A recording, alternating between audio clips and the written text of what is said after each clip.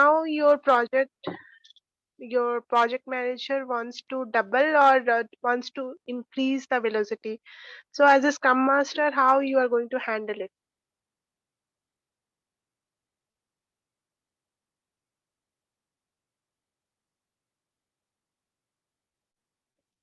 is my question clear? Could you repeat that once more, Monica? I missed out the last part.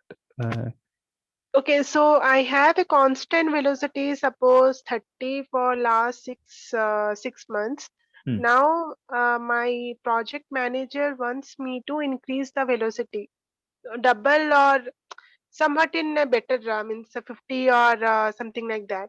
So as Okay. a Scrum Master, how I should take that call? That should I allow them to increase the velocity, and what should be my approach, and what I should tell at the time? What do you feel? What should happen in this case? How would you handle this if your in manager tells? in my team, actually, we maintain a constant velocity, and if needed, we put the resource to some defects or bugs, just to make sure that they are engaged, and we are not pushing them so much to increase the velocity. So like that, we maintain in our project. But I'm not sure on which context, because in my project we have both. We support and we give development also. So if the resource is free, we will try to give them the defects and all, so that to make sure that the resource are occupied.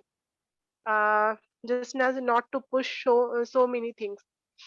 But if it is totally development project, and team is constant in the velocity, I am not sure what to answer over here.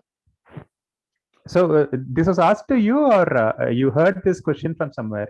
No, this was asked to me only. Okay, so then how did you handle that? Means what did you answer to the interviewer? What did you tell? Okay, I told the same thing, that increasing in velocity doesn't mean that we are productive in more. We Hmm. just have to ensure that my development team is not overburdened, and we should maintain the sustainable pace. So I answered like that.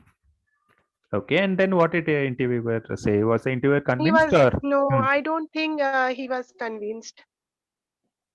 Okay. So what did what did the interviewer tell? Any other No, questions they asked for that? Huh? Any? he uh, he just moved to some other question. Oh, okay. Means in this one he didn't No, no, ask no, any more. Okay, no. okay, okay.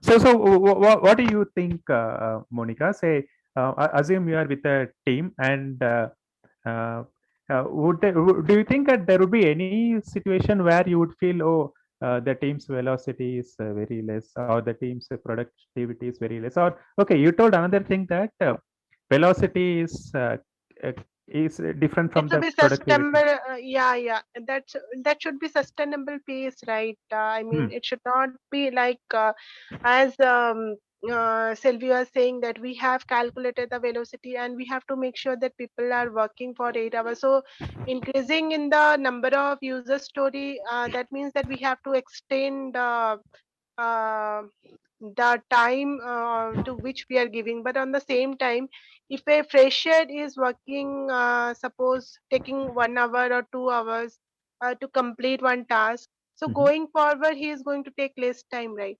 So at the time also, if I consider, there also the velocity will increase, because it's totally depend on the team activity. So each people contribution counts. So I'm thinking on that way, but I don't have the concrete answer, and maybe I'm a bit confused. So I How do you say whether a team is productive or not, Monica? Okay, let's hold on the velocity for some time. But how do you say whether a team are productive or not? Okay, the number of user story we have taken, we have committed, we are able to deliver it, Mm-hmm. and we are able to make sure that no one is free, everyone is occupied.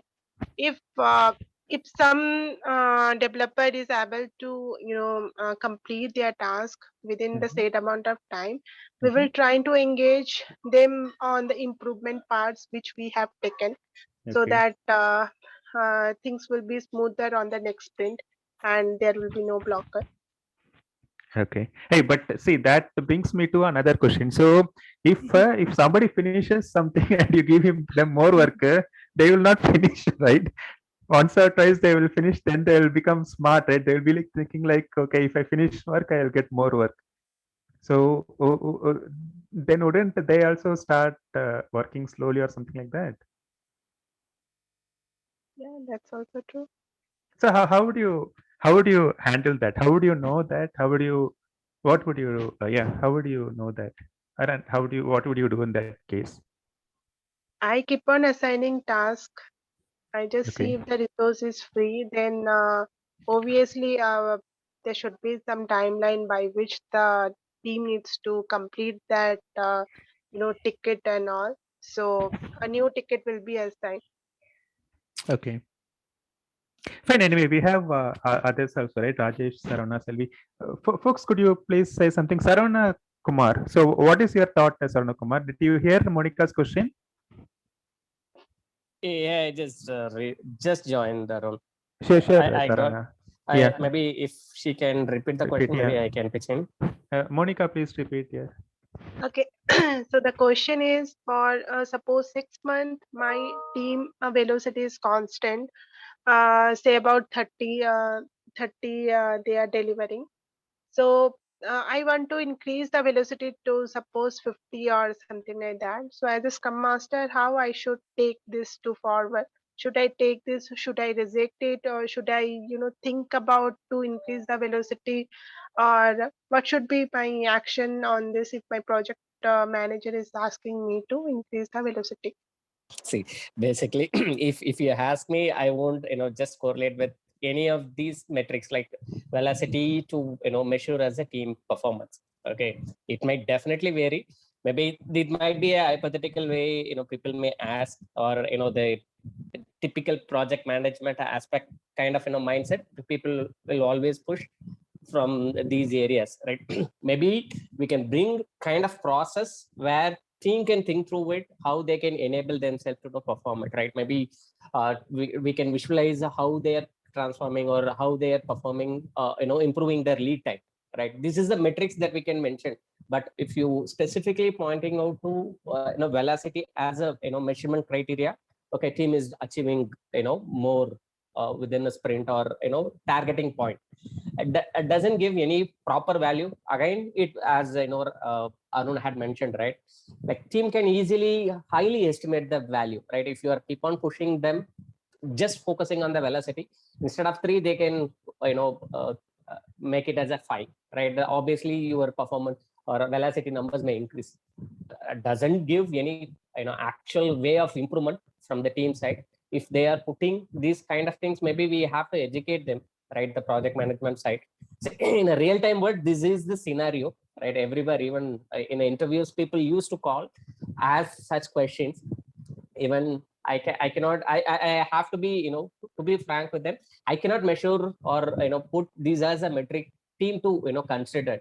Maybe they can think through it, how they can improve it, right? It has a lot of areas we can bring, right? Maybe skill set perspective we can think about it, training perspective we can think about. These are the areas that we can focus, how we can improve the velocity or the team performance, right? Again, it's all long term things, right? Even if you are stating 30 has your velocity for the specific team, right? If you are expecting them after 6 months as 40 or 50, at least you need to have this kind of plan for them to enable to achieve it. Instead of that, you cannot direct them or put them some numbers to execute it.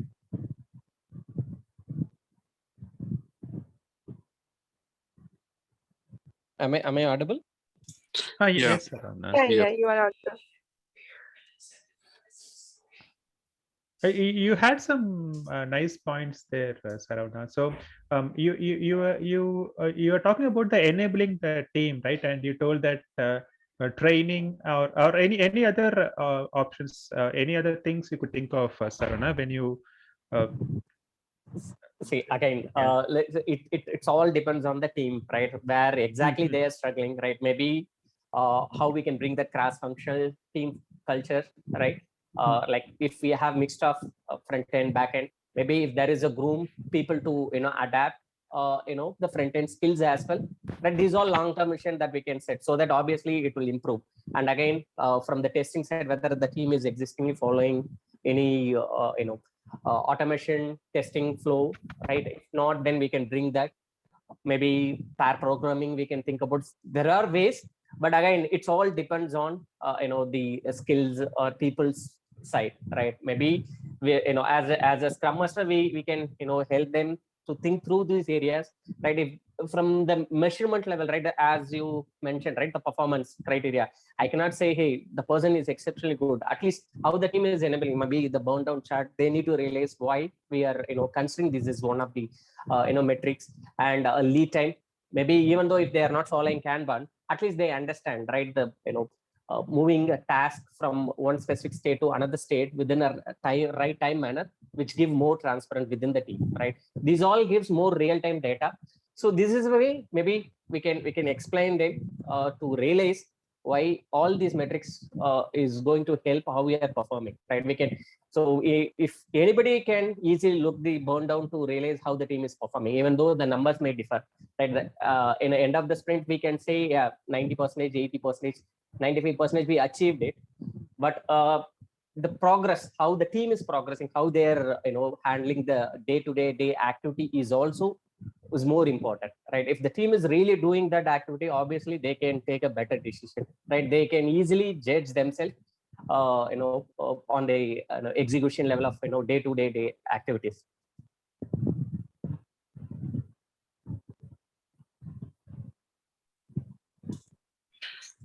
Yeah, So actually, I see this question as more of planning inefficiency, right? I mean, whenever this kind of questions asked, it is actually to the Scrum Master and the project manager or a program manager who is there in the management role. Sadly, nothing to do with the team for that matter. Like you said about training and management planning, so all these things are whose mistake. I mean, it's not a mistake, I would say. I mean, if you want to efficiently run or increase something, I think you need to concentrate on enabling factors, like even Sarana told something, and it's more of a resource management. How do you plan the things? How do you, before planning, what are the refinement activities you do? Then accordingly, you place the things, automatically the vessel velocity will get increased. It's like identifying a person who does what best, then place something to him, he will be doing it more efficiently. So that identification factor comes into picture. but I mean, that is responsibility of Scrum Master. Yeah. Mati, that is against the Scrum thing, right? It is the Correct. team decides what to do. It means the Scrum Master or nobody chooses that, okay, this person is good in this, let him do this. This person is good in this, or let him do this. So and they make sure the team has the people who can do that. That's all. After that, the team has to decide. In the team, one person can decide, okay, I will do this, or somebody else can decide, or whatever, right? Once the Scrum Master takes that call that, okay, he will work on that, he will work on that, that goes back to our waterfall or the classical way of working, right? Where a manager decides who works on what.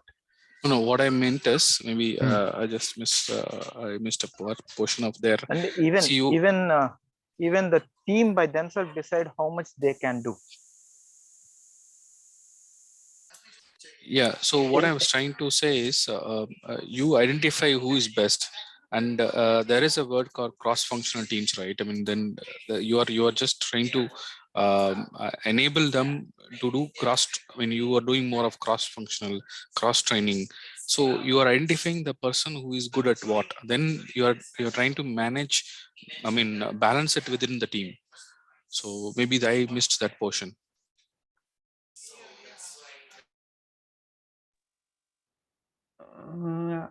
But even that is like taking things out of the hand of the team, right, Madhi? Once you as a Scrum Master start finding out who is the expert, or can you clarify that, Madhi? I didn't get that point. So why do you want to find who is the specialist or who is the expert in something? What See, do you... I just want to find out or identify who is doing best in what activity. Keeping that in mind, if somebody is lagging, so velocity is a combination for the team, right? All put together is a velocity. So I'm trying to identify who is best in what, and then trying to find out where is it lagging. Then trying to give them a training so that he is up to the mark. Okay. And coming to the original question of Monica, like if this question was asked to me in the interview, I would go with a conversation with the manager. Is there any specific observation which he has noticed, which made him think that a better velocity can be achieved?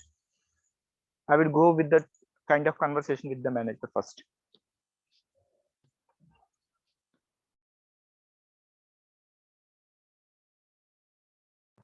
See, again, those are typical managerial kind of expectation, to be frank, right? As a Scrum Master, maybe we can streamline the process perspective, or bring the best practices out of it. That's it, right? At the end of the day, team needs to adapt and make themselves change and get that result, right?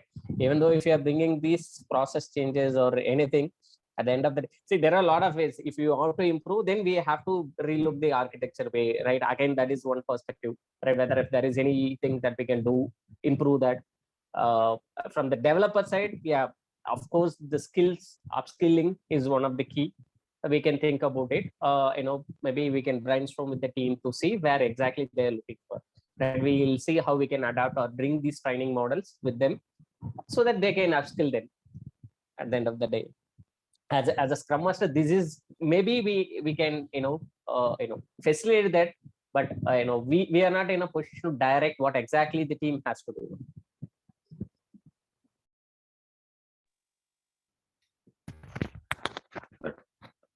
But Sarana, what Rajesh told was right. Somebody has given an observation, so we should be, the first thing is we should get more information from them, right?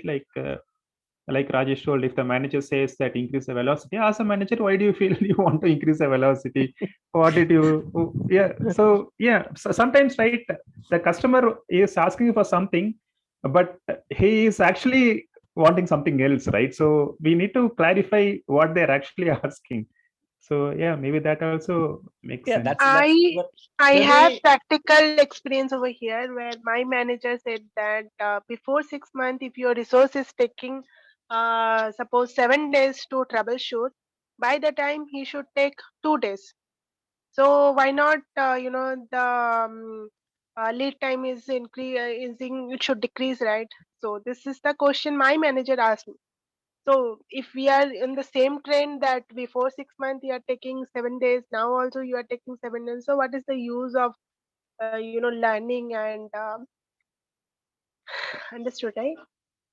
Hey, but Monica, that depends, right? It depends whether it is the same wall he is painting or he is going to paint a different wall. So if it's a different problem, it will take a different time, right?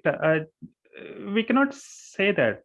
In software, we can never be sure that whatever problem you faced earlier is going to be the same problem you're going to face next, right? So how can you have that kind of idea that, okay, initially when they debug, it can take a long time. Once they are working on it, it should take less. Depends on the problem also, right? Yeah, but it's very tough to convince the manager also, right? Monica, just to add on to this point, like the question you asked now, see, initially your team, when they are estimating, they will generate users to points because they feel the complexity of work is also more. And they feel that because they don't know what are the uncertainties that will come through the way. So they will plan all those things in such a way that the estimation is fitting into that bucket. But slowly after 6 months, they know that what are the challenges they feel. They know that this is not a complex thing at all because they are experienced in that. So automatically these all factors are going to participate and be a factor for your estimation, right? So that time they would have estimated 8. Now as a team, they would have already came down to 5. That is also because people generally we think that, okay, velocity should be keep on increasing. Oh, last sprint 80 means no, that is the problem that we tend to it's a general problem. We cannot blame anyone here because anywhere numbers come, we always want to bring more numbers, right? So we always feel that, okay, it is related to productivity because this is getting achieved out of the team after they're improving. But the reality is not that, right? And manner also will change because that time your way of estimation will bring up lot many things into consideration. But slowly when you get into the mature team, you will not look for those things as complex work. So you will not definitely estimate the work that what you would have estimated 8. The same work, if it now is there, you know the tips and tricks what you need to do and to manage that. So you will definitely go with 5. So obviously it is reducing to 3 story points, right?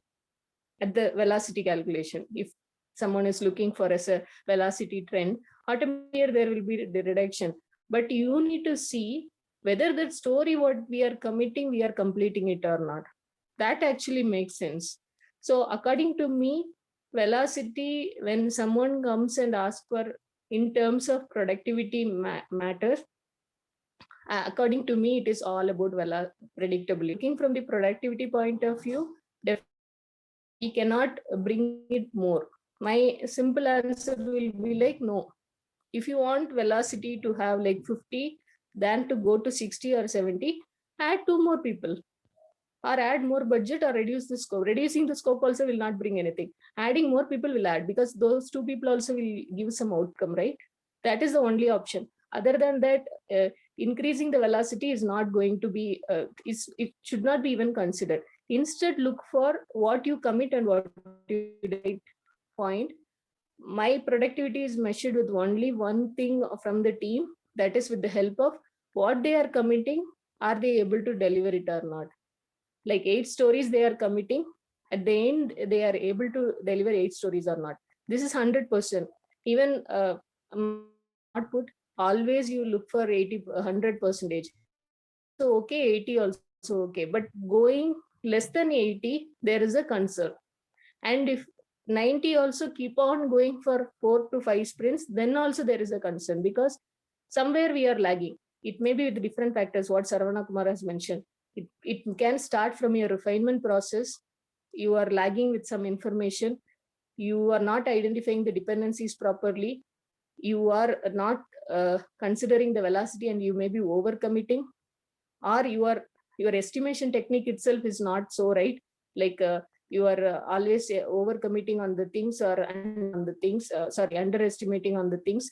So there are also issues. So we need to identify from this pattern where exactly the problem is available. It's not like, okay, I will bring test automation, things will change. I'll bring CI/CD, things will. No, it's not that case. Without CI/CD, without test automation, also there are teams who are doing phenomenally doing because they know where are their problems. So that is one thing. As a Scrum Master, we need to take it as an exercise in the retrospective meeting. Guys, this is the commitment reliability. We committed this much, but unfortunately, we were able to only achieve this much. What are the issues? Now let's try to brainstorm on that and identify. Okay, testing, everything we pushed at the end to the testing. So tester was unable to complete everything. So because of that, we spilled some stories because issues started coming from testing and we don't have time to fix. Okay, why can't we introduce something as intermediate testing? Why can't the developer who is working on user story A can test user story B if he or she is available on the last 2 days? Do those things. Those things should be taken care as part of your daily stand-up meeting. So you should know how to rotate your team. It is not like tester only should test, developer only should develop. No, we can definitely move things. And if the tester is very well equipped with the knowledge of programming, small scripts or certain things as part of your, when your developer is writing unit test cases, they can find the places wherever from the code itself, like it's mainly like white box testing, whether the variables are used, whether the variables are closed, those kind of things also tester can sit and do the testing. So these things we need to introduce, or something we are repeatedly doing. There is a deployment which is not automated. Every time it is taking like 3 to 4 hours. Sometimes if it fails, it is actually blocking our day. Okay, then there is a chance of automation. Why can't we write a small script? Next time, next sprint, why can't we plan that in priority? So these things, automatically, the unblocking the things will help us to move smoothly. When we move smoothly, automatically what we commit, we will be able to achieve, because that is team's commitment, right? They are only telling they can pick 8 stories. That means they know that they have that ability, capacity to manage. What are the things which are blocking, we need to unblock.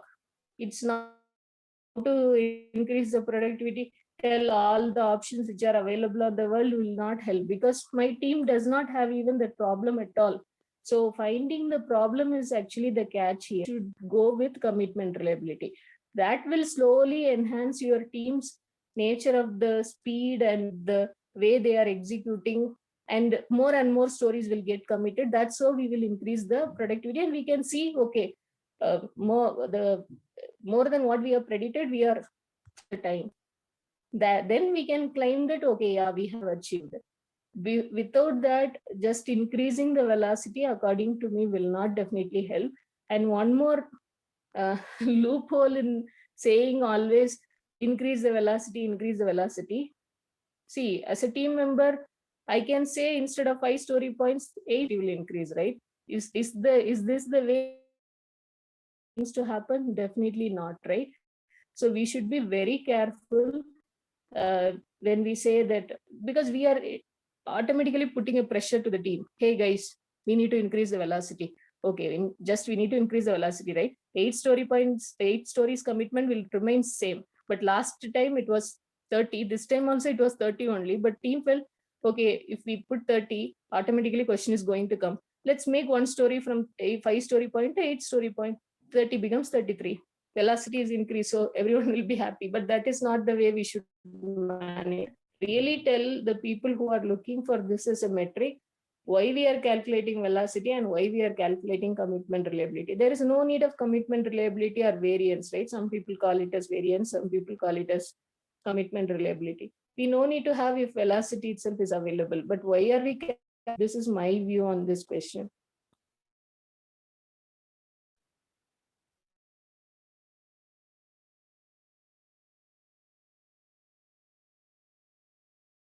I think this is more logical way of thinking, Selvik. That's good point.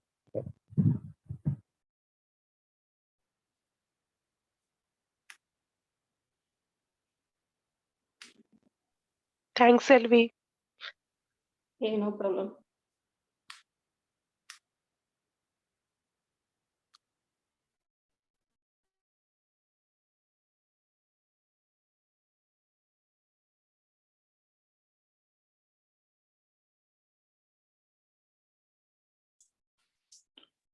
Any other questions, or can we wind up for the day? We are left with another 10 minutes.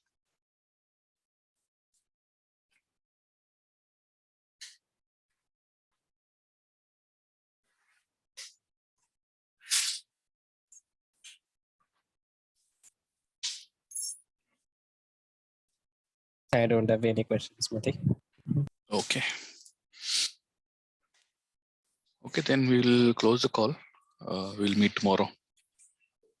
Cool. Thank you. Thank you. Thanks, everyone. Thanks, everyone. Thank you. Thanks, Selvi. Bye-bye.